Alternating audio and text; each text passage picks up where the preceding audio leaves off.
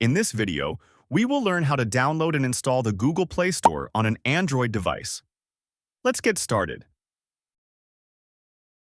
First, open Chrome and type Google Play Store APK.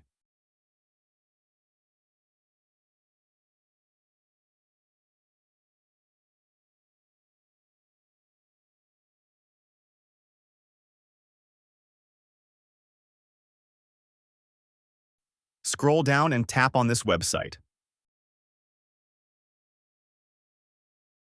Scroll down again and tap on the Download APK button. Then tap on Download anyway and wait for the download to complete.